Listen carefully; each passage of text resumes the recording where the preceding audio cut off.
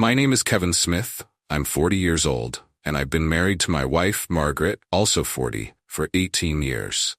The first 8 years of our marriage were great. Sex 5 times a week, lots of erotic trips together, etc. Then Margaret got into politics, especially in the last 2 years. It became clear that me and sex were far behind politics on her list of priorities. I turned into a horny dude, and my gaze began to wander, especially after she announced herself as the Democratic candidate for Lieutenant Governor of Virginia. Her opponent, the Republican candidate, was Brian Jones. He was about 45 years old. We lived in Arlington, and he lived in a suburb of Alexandria. Brian and my wife had a very strained relationship, both very ambitious, persistent, sincere believers in the core principles of their parties. I, on the other hand, am only mildly interested in politics. And while I would never tell my wife this, I am actually an independent. Although the election was still a good 7 months away, the League of Women Voters scheduled away came to the event. Not a real debate, but public speeches by the candidates for governor and lieutenant governor, and then a party where everyone could socialize. Of course, I was expected to attend, and I did. Fortunately, none of the spouses were introduced, and I was able to get lost in the crowd that evening. While my wife was at the party, I noticed some woman glancing at me more than once. Although I didn't want to have an affair until after the election, so as not to embarrass my wife, I was looking at potential candidates for the future, so I appreciated her. She was a woman of large build, and I'm not using that as a euphemism for fat, because she was definitely not fat, just large. I did say about 175 centimeters tall, weighing 80 pounds, and probably a year or two older than me. She had a beautiful face, albeit a little too much makeup. She also had huge breasts and a really awesome ass, big and round, both in size and shape. Her ass was very different from my wife, who had small breasts and a flat ass. Although I had always liked big breasts and big round asses, I didn't pay attention to these flaws when I fell in love with my wife. I approached the big woman and introduced myself as Kevin, just Kevin. She introduced herself as Carol, just Carol. We started talking, maintaining eye contact except when our gazes wandered to different body parts. I was as kind, charming, and gentle as I could be, and we talked and laughed for a good hour before the company began to disperse. Obviously, some kind of understanding had developed between us. When we both realized that the event was coming to an end, we both said we had to say goodbye. I said, "You know, I don't even know your last name. I'm Kevin Smith." A puzzled expression appeared on her face, and she said, "I'm Carol Jones. Is this your husband Brian, the man who was running against my wife Margaret for lieutenant governor?" I asked. She laughed and said, "I think so," which caused me to laugh even harder.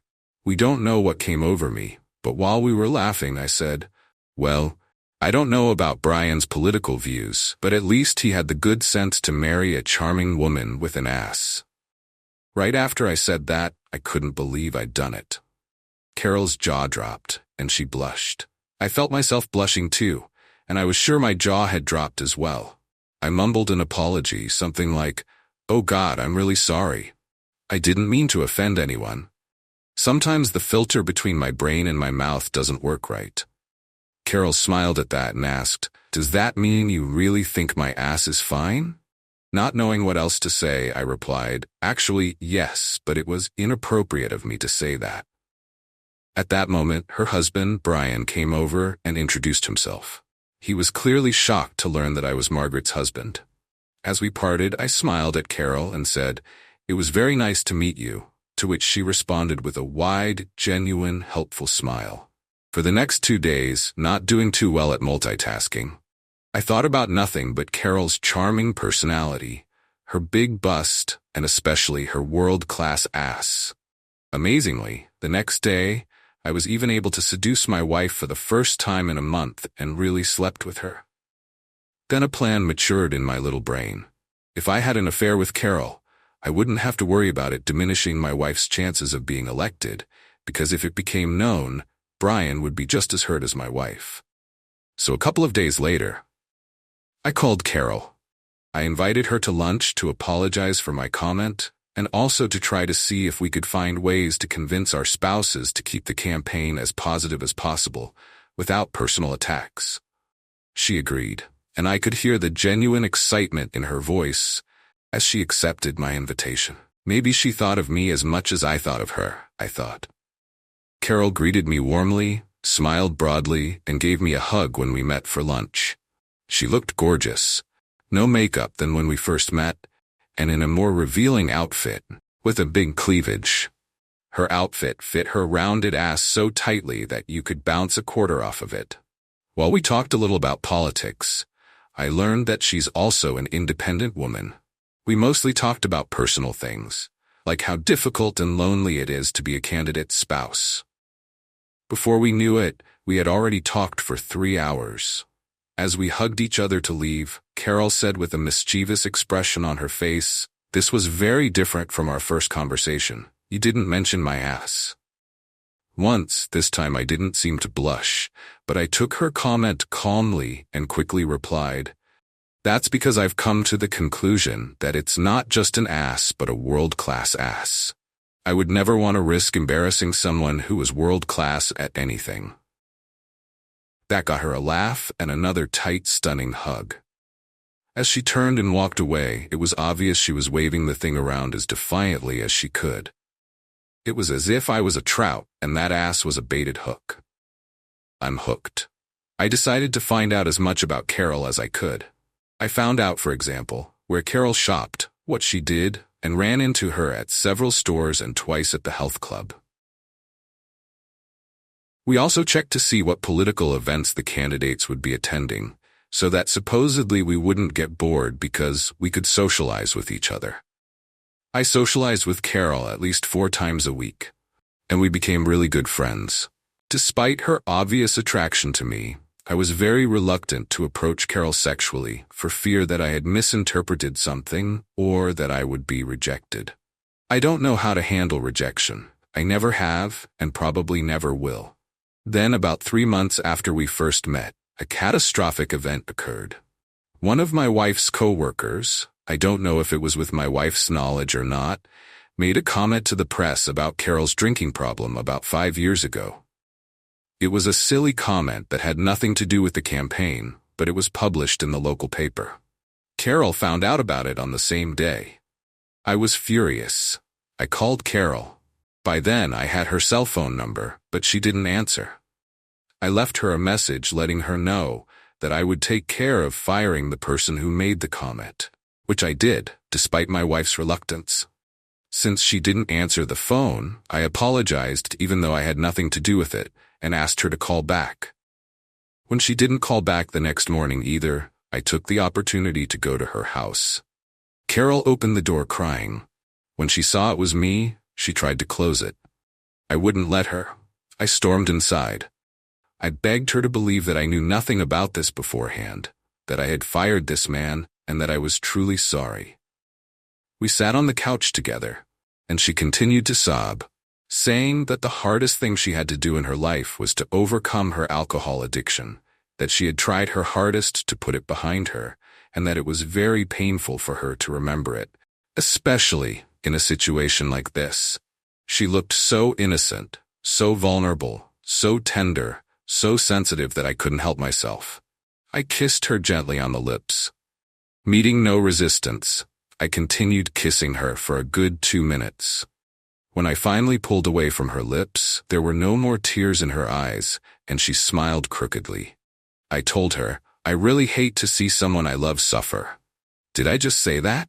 What the hell am I doing? I said to myself. Carol looked surprised for a few seconds and then seriously replied, "Did you just say you love me? Are you just saying that to cheer me up, or is it another case of not having a filter between your brain and your mouth?" I embarrassingly replied, "Obviously, my brain filter doesn't work in your presence." That was true, but I didn't want to say it. That moment changed everything. Before I could do or say anything, she pounced on me like a lioness. She ran her hands all over my body, showering me with voluptuous kisses, and after a few minutes, she removed her top and bra, reaching for my pants. Of course, I was only too happy to do so. She said slyly, "You can't wait to try it, can you? Let's go somewhere more comfortable." With those words, she stood up, grabbed my hand, and led me away. I stopped her, picked her up in my arms. It wasn't easy, but I'm a big guy and lift weights every other day, and said, "I'm Tarzan and you're Jane. Tarzan, take Jane to bed, and then give Jane a good time," eliciting a laugh from Carol as she pointed the way to the bedroom. Fortunately, it was on the second floor. Carrying her up the stairs might have been really difficult. After our almost simultaneous intense ecstasy, as we lay side by side, it must have been about 15 minutes before we spoke to each other. Carol spoke first. "Well, that was probably the best sex I've had in a long time." Then we kissed, showered together, got dressed, and sat at the kitchen table, eating a sandwich each and drinking a soft drink. Between bites, Carol asked, "What are we going to do next?" I swallowed, took her hand, and said, "Well, you and I are more suited for each other than any other woman in my life. Absolutely. It's lots of sex almost every day for the entire campaign, and then we'll divorce and get married." Without taking a bite out of her sandwich, she replied nonchalantly, "I think that's a good plan." In fact, that's exactly what we did. Since our spouses were on the campaign trail every day, 7 days a week, and at least 5 nights a week, we had a 4-month-long feast of cheating. With Carol, I had no problem doing it twice, almost every day, 6 days a week, as long as she could stand it. We really were much more compatible, both sexually and personally, with each other than we'd been with our spouses for at least 10 years, maybe ever. We waited a little over 2 weeks.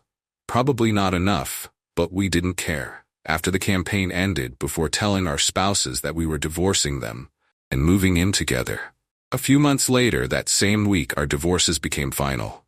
We flew to Las Vegas and got married. To say that we have been amazingly happy and sexually fulfilled since then would be a huge understatement. As for the election, I voted for Brian, and Carol voted for Margaret. It was the least we could do for them.